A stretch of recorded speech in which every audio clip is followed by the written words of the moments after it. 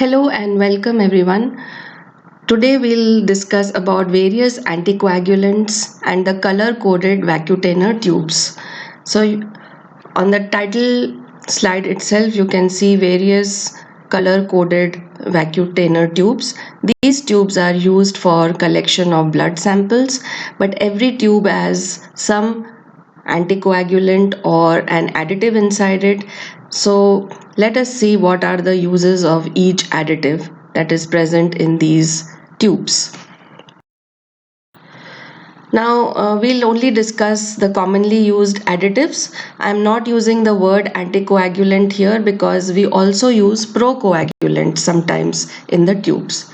So you can see a table here. This table needs to be drawn in your journals. Now this table consists of details about the additive, the universally approved color code for it, the concentration in which the additive is used, the mechanism of the additive, the number of times the tube is inverted after the blood sample is added, and the use of each additive or a sample that is obtained after adding the additive. So the first additive here is heparin. It is an anticoagulant, and the universally approved color for it is green. So any tube which has a green colored cap, you will know that it contains heparin as an anticoagulant. The concentration is 2 milligrams per ml. The mechanism by which it acts is preventing the thrombin formation.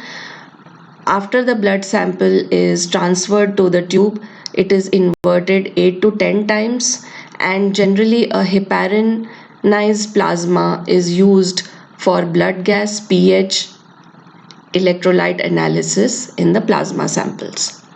The second additive is sodium citrate. Sodium citrate is also an anticoagulant.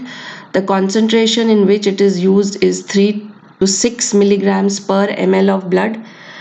It acts by formation of calcium complex, so it prevents blood coagulation. The tube has to be inverted 3 to 5 times after transferring of blood sample into the tube. Generally, citrated plasma is used for various coagulation tests such as bleeding time, clotting time, prothrombin time in plasma samples. Now the next additive is ethylene diamine tetraacetic acid, which is also abbreviated as EDTA. This is also an anticoagulant. The concentration in which it is used is 10 to 20 milligrams per ml. The color code for this tube is a tube having cap or lavender colored. It acts by calcium ion chelation and therefore it stops the coagulation process. It has to be inverted 8 to 10 times after the blood has been transferred into an EDTA vacutainer tube. Generally, such a plasma is used for hematology, polymerase chain reaction, HbA1c estimation, and cross matches in blood bank. Now the next additive is actually a combination, so there are two additives in it.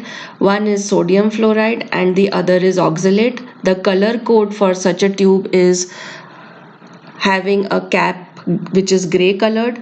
The concentration of sodium fluoride is 10 milligrams per ml and potassium oxalate is 2 to 3 milligrams per ml.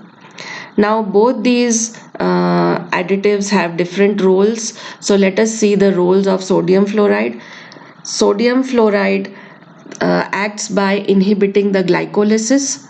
So fluoride actually competes with magnesium ions, which is a cofactor for enzyme enolase and hexokinase. Both are enzymes of glycolysis.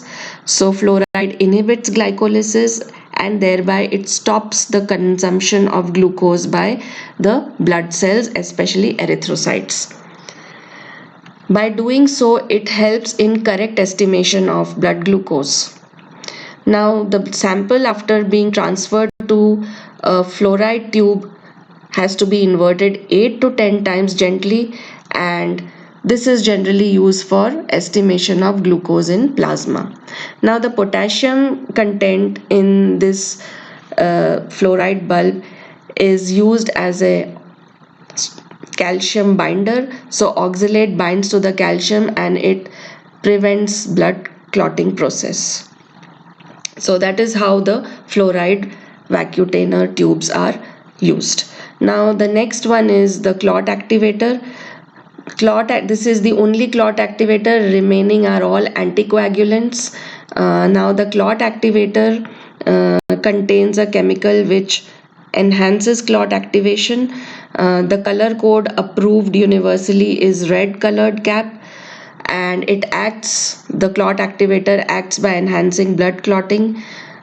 The tube has to be inverted 3 to 5 times after transferring of blood, and serum is obtained after centrifugation, and this serum is used for estimation of various metabolites, hormones, antibodies and tumor markers present in the sample.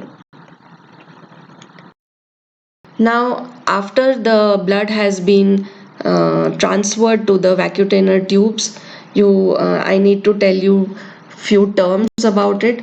That is, first term is the full draw.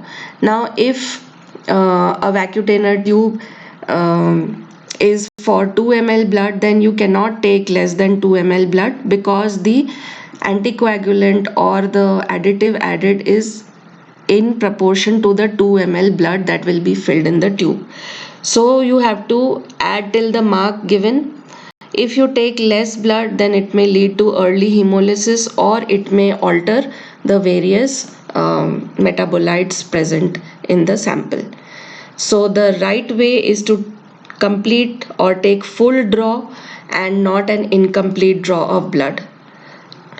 Now after having taken the blood into the tube, it has to be mixed properly, and this mixing is done by inverting, and this is recommended, which was discussed in the previous slide. So one inversion means once you put it upside down.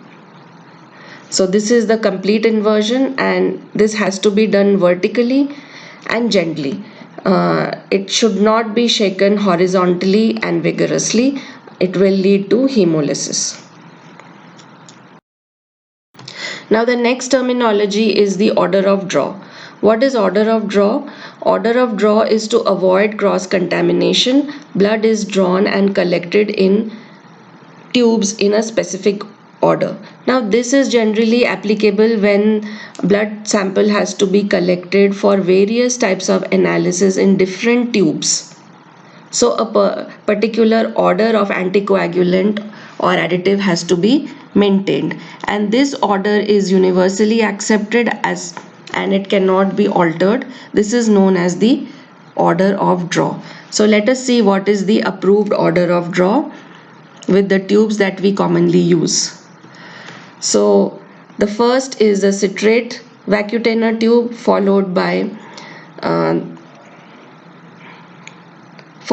the plain Vacutainer tube, then the heparin tube, then EDTA tube, and the last tube in which the sample has to be transferred is the fluoride tube. So this is the sequence that has to be followed